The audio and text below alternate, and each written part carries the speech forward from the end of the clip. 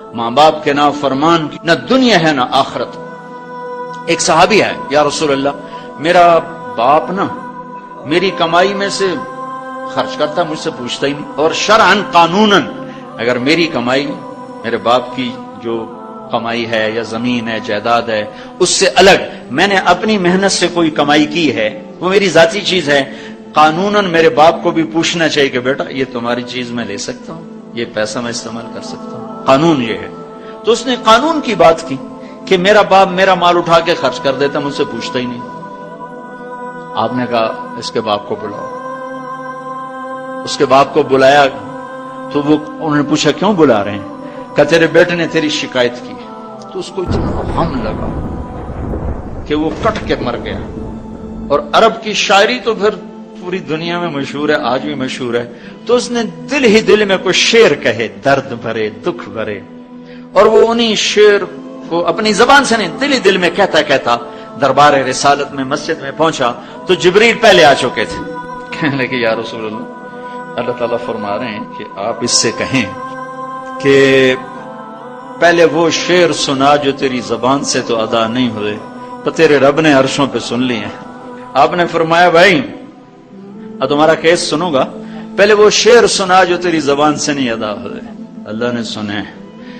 کہنے لگا یا رسول اللہ میں گواہی دیتا ہوں آپ سچے رسول ہیں، آپ کا رب بڑا طاقتور رب ہے، آپ کے رب کی قسم زبان سے ایک لفظ نہیں نکلا، دکھ بھری فریاد تھی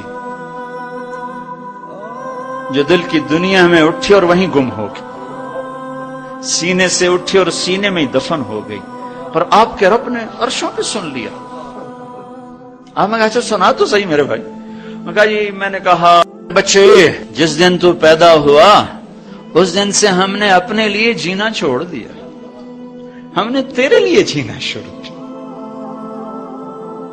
گرمی سے لڑے، سردی سے لڑے، موسموں سے لڑے، حالات کے آہنی پنجوں سے رزق نکالا، جبڑوں سے رزق نکالا، جوانی کو قربان کیا، صحت کو قربان کیا، اپنے جذبات کو سلا دیا، تیرے چہرے کی ایک مسکراہٹ دیکھنے کے لیے ساری ساری رات کام کیا، سارا سارا دن کام کیا، کبھی دھوپ میں کبھی سردی میں، کبھی گرمی سے لڑا کبھی سردی سے لڑا، کبھی موسم سے لڑا کبھی بھوک سے لڑا، تجھے کھلایا خود بھوکا رہا، تجھے پلایا خود پیاسا رہا، تجھے چھاؤں میں لٹایا خود دھوپ میں بیٹھا، تجھے سکھ پہنچایا خود دکھ جھیلا۔ میری تو زندگی پھر تیرے لیے ہوگی، میں نے اپنے لیے جینا چھوڑ دیا۔ جب کبھی تو بیمار ہوا تو ساری رات میں اور تیری ماں تیرے سرانے بیٹھ کے دھڑ دھڑ دل دھڑک رہے ہوتے تھے، کہیں مر نہ جائے، کچھ ہو نہ جائے۔ ہسپتال پہنچے، ڈاکٹر کو بلاؤ، ٹیکسی بلاؤ، گاڑی بلاؤ، رکشہ بلاؤ، جلدی سے ہسپتال پہنچاؤ۔ اسی خوفناک خیالات میں ہم روتے تھے، پگھلتے تھے، ٹوٹتے تھے، بکھرتے گئے چلے گئے خشک پتے کی طرح، اور تیرے چہرے کی ایک مسکراہٹ کے لیے ساری مسکراہٹیں بھول گئے، تجھے صحت مند دیکھنے کے لیے اپنی صحت کے سودے کر دیے۔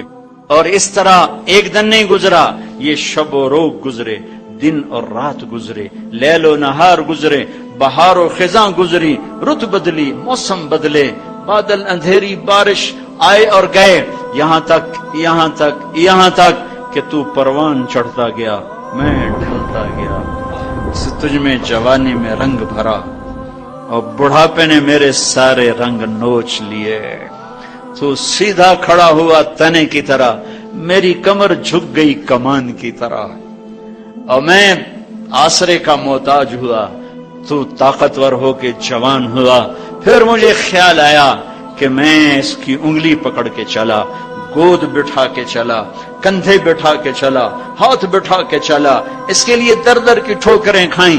آج جب میں بوڑھا ہوا ہوں تو اب یہ میری انگلی پکڑے گا، میرا ہاتھ پکڑے گا، میں اس کی لاٹھی بنا، یہ میری لاٹھی بنے گا۔ لیکن ایک دم میرے بیٹے تیری آنکھیں ماتھے پہ چڑھ گئیں، تیرے تیور بدل گئے، تو مجھے یوں دیکھنے لگا جیسے میں تیرا باپ نہیں، میں تیرا نوکر ہوں۔ تو میں نے اپنی زندگی کو جھٹلا دیا اور میں نے کہا میں خواب دیکھ رہا تھا کہ میں باپ ہوں۔ نہیں، میں باپ نہیں، میں نوکر ہی ہوں۔ میں پڑوسی ہوں. تو اچھا میرے دوست، اگر میں پڑوسی ہوں تو پڑوسی کو بھی تو لوگ پوچھ ہی لیتے ہیں. کبھی مجھے پوچھ ہی لیتا کہ بھائی کسی چیز کی ضرورت تو نہیں، وہ چاہیے تو نہیں. یہ اتنے درد بھرے اشعار ہیں کہ میرے تو اتنی فصاحت نہیں کہ میں اس کا ترجمہ کر سکتا، لیکن یہ وہ اشعار تھے کہ میرے نبی زار و قطار روتے اور آپ ٹوٹ پڑے اور آپ کی داڑھی آنسوں سے تر ہو گئی اور آپ نے اس کو گریبان سے پکڑا اور جو جھٹکا دے اٹھ جا، دفع ہو جا، انت و مالک لابیک، تو باپ کے خلاف مقدمے کرتا ہے، نکل جا، تو اور تیرا سب کچھ تیرے باپ کا ہے. یہ صرف روزے شب قدر سے متعلق نہیں ہے کہ ماں باپ کا نام فرمان ہے تو اس کی شب قدر برباد ہو گئی، ماں باپ کا نام فرمان ہے تو سب کچھ برباد ہو گیا.